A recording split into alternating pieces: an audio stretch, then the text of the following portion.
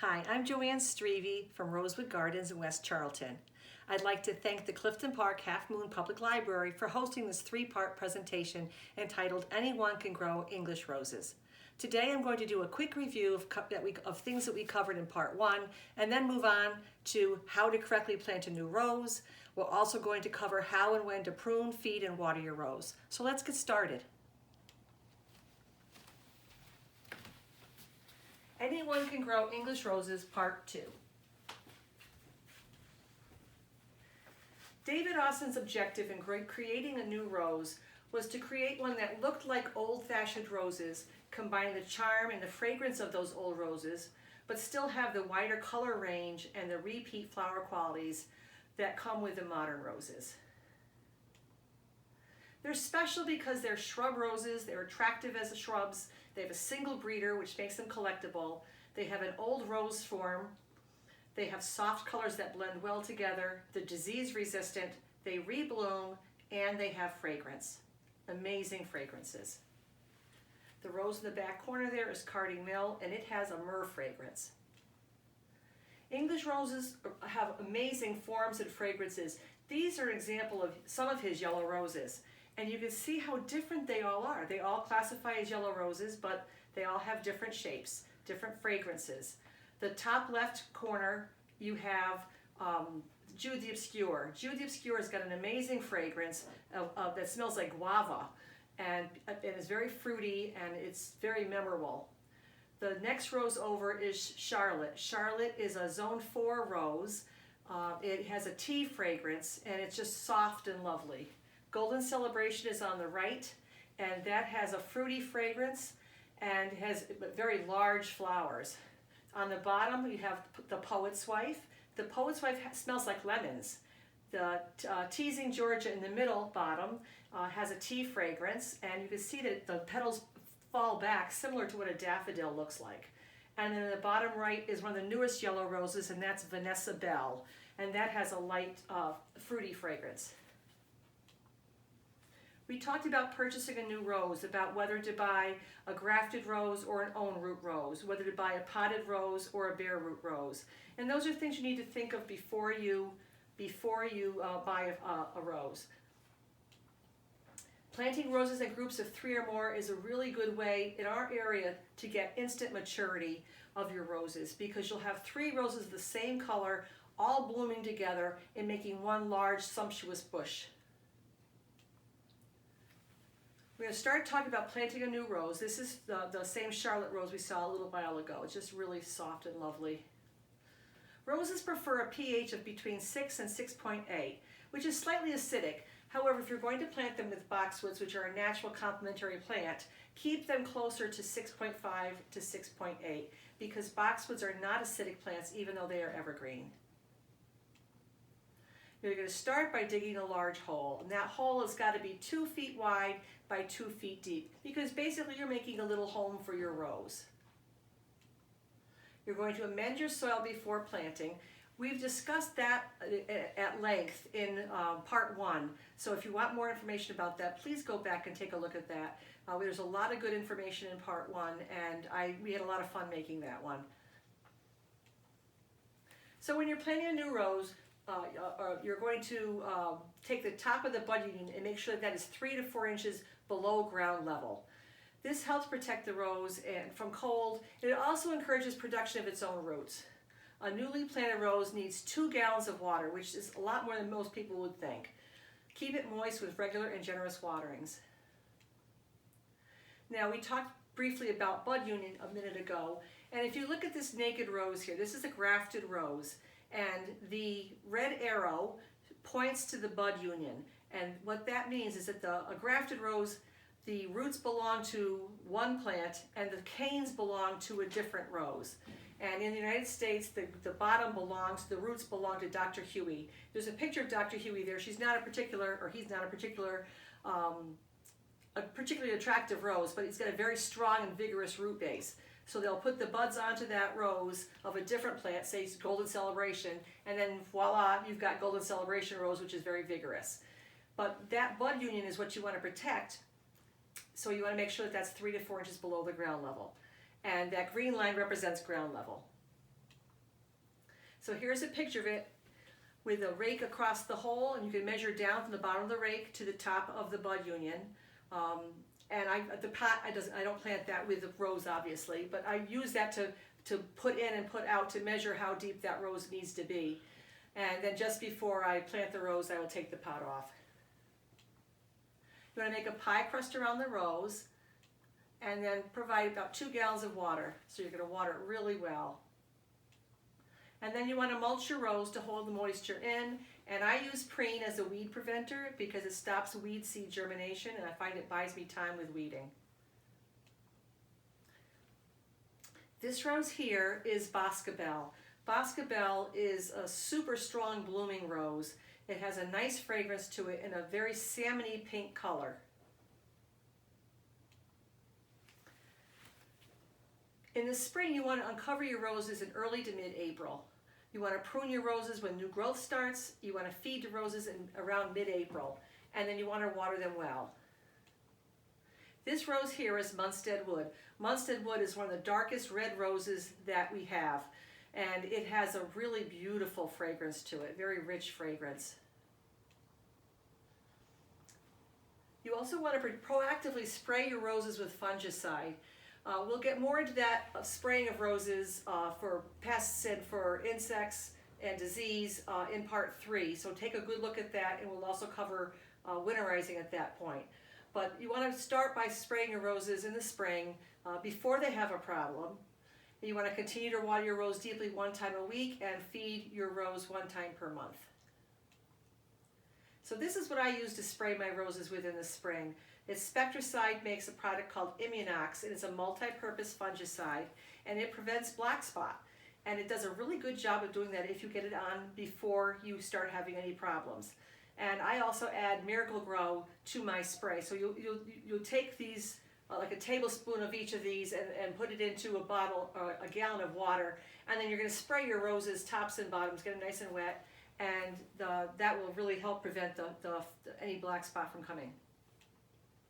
Basically, roses need what people need. They need a good home, which is effectively a sunny location with 6 hours of sun and good amended soil. They need food, which is plant food and nutrients. They need air. Good air circulation promotes healthy of plants. And then water, weekly, deeply watering. Gertrude Jekyll is an older rose, but it's one of his more popular roses because it's the strongest scented rose that he has. It has a deep old rose fragrance, and it's got beautiful, beautiful flowers on it. You can see how beautiful the geranium, the blue geranium that's down there, the perennial geranium Roseanne, looks with the pink roses.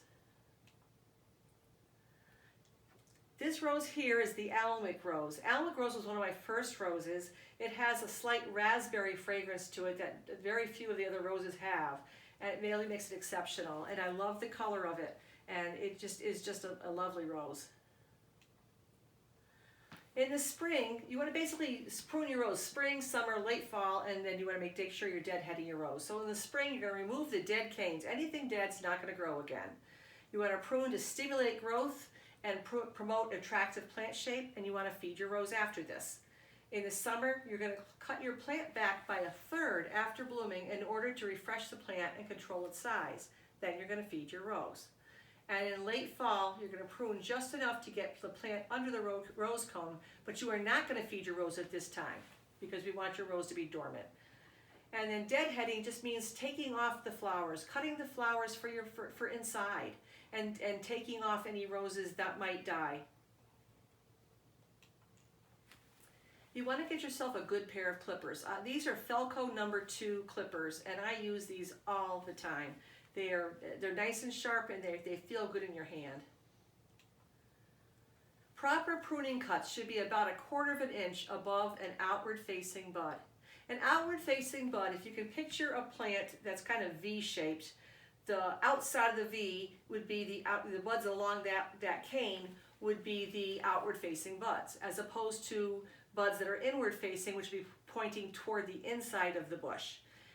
Basically, the bud is going to turn into another cane, and you want that cane not to be crossing across the middle. You want it to be going outward.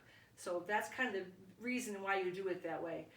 The first one you can see that there's too much cane above the bud. The second one, the cut is too close to the bud. And the third one is the correctly pruned. It's about 1/4 of an inch above the bud. So when you're going to prune your existing rose, here's a rose first thing in the spring. You can see that some of the canes there are brown and they're dead. Some of them are green, and then you have a lot of lower growth. And I like to try to keep the rose about the same size, so it starts off looking like a small bush and it moves from there. I don't want to have 1 or 2 long canes and everything else is low. I don't think it looks as attractive that way. And cutting down lower on your rose is not going to hurt it. It's going to grow just fine. So the first thing I would do is to cut out anything dead. If the cane is dead, you're going to cut all the way down to the ground and get it out of there. If you have any crossing canes, and you're going to have to look at those canes and you're going to cut out the weaker of the 2 crossing canes. And then you want to trim your rose to a nice even rounded shape and clean up the debris around your rose. There I am cutting the rose way down there and cutting about 1/4 of an inch above an outward facing bud. And there's the freshly pruned rose. So even though we had the long canes on it, I cut those down so that we had a nice even bush because it will look a lot better as it grows. You're going to make a pie crust again around your rose. You're going to give it a good watering. Then you're going to mulch and preen.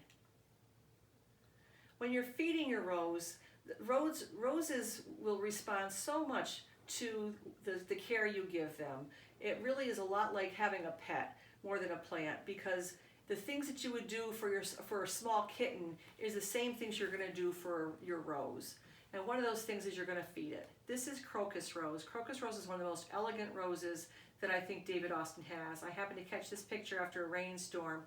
It has a tea fragrance, has an apricot center, and as it ages, the whole thing goes to beautiful white, and it's just a lovely rose. You want to water your rose well before you feed it. Then you're going to feed your rose with 1 to 2 cups of food per rose, scratching it into the surface around the rose. Don't just leave it on top. Make sure you scratch it right into the mulch. And I don't pull the mulch away first. I just let the rain water it all down in. And then after you feed it, you're going to water your rose again. You never want to feed a plant that's stressed. If it's stressed, it's going to need water. It doesn't need food at that point.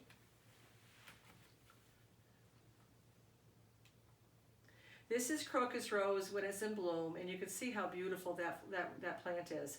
And that's the result of a lot of love and tender care. Roses are not hard to grow. There's a lot of information to learn, but they're not hard to grow. So it's just a matter of having the right information and the right kind of plant. Summer care for your roses. Now this is a garden of a customer of mine, and she had a beautiful garden. It was on the secret garden tour up in Saratoga a few years back, and the delphiniums blooming in the back, and it was lovely. You want to water your rose well each week, even if it's raining. If it's just sprinkling through the week, give it a good watering, nice deep watering. Roses respond to water, food, and sunlight. Those are the 3 keys to having a good rose. You're going to continue to feed your rose every month, same way you started in the spring. And then cut your roses and bring them inside and enjoy them. This is a picture actually I took at the end of the year before I cut my plants down. Actually in July. I cut my roses down after they bloomed, and I bring these up with me to our vacation. And I love having the roses with me at that point. And they smell so good. And what I just was saying, you're going to prune your roses by 1/3 after they bloom. So after I pick all those roses, now I'm going through and I'm pruning the whole bush back by 1/3 after it's bloomed. And the reason for that is it's going to rejuvenate the rose, and it should be blooming again. If you feed it and water it well, it will bloom again in about 35 to 42 days. So if you get an early spring like we have now, there's a good chance you're going to have 3 good flushes of roses, 3 good blooming periods of roses throughout the season. You want to keep your rose healthy. You want to clean up any dropped leaves under your rose, keep any disease taken care of. You want to take care of that quickly, as well as any pests. We're going to get into that more in part 3. So you want to make sure you watch that one, because there'll be a lot of good information there. And you want to take the time to weed. And you want to drop Japanese beetles into soapy water and then flush. Removing your weeds from your garden is just a matter of doing a square foot at a time. Figure square foot weeding, and then when you're finished with weeding, you preen to prevent future weeds, and then you can enjoy your garden that way for most of the year. You want to drop the Japanese beetles into sudsy water. I use Chinese food cups that I get soup in, and I'll hold that underneath. I put a little bit of Dawn and some water in it, slush it around, make some bubbles, and you kind of drop them off the leaves into the bubbles, and they drown in the bubbles. And after you go through the yard in the afternoon, and you just go in and you flush them down the toilet, and you go back out the next day, there'll be tons more. But that's the best way to get rid of the Japanese beetles. But we don't want to end with bugs. So in 2008 and 2009, we decided to put our rose garden in. I had grown roses for about 4 years before this. If you recall from the first presentation, I told you I had killed 9 of my first 10 roses when I first started back in 1998, and had given up on roses, and then was taught by a friend how to grow roses properly. So I gave myself some years to make sure I knew what I was doing, and then we decided to put this rose garden in. My husband and I, my 2 kids put it in, and it was a lot of fun to do and a lot of work, but we were really happy how it came out, and I was surprised at how quickly and how lush it looked after a few years. I also said that out of the 9 out of 10 roses I killed, there was one that didn't die. He survived, and that was the Othello rose. And Othello was, I almost threw it out when I was going to put the new rose garden in. I dug it up and planned on throwing it out. And I looked at it, and it was an Austin rose. And I didn't know anything about David Austin roses when I started. So I said, well, I wonder if I put it in good soil and start taking care of it, if it will take off. And that's exactly what I did. And so I ended up putting it in the rose in the garden, and it did really, really well. And that is what Othello looks like. It's just a gorgeous rose, deep fragrance on it. And I was, after 10 years of negligence, it just did really, really well. So that's the lower rose garden that we put in, and then this is the upper rose garden.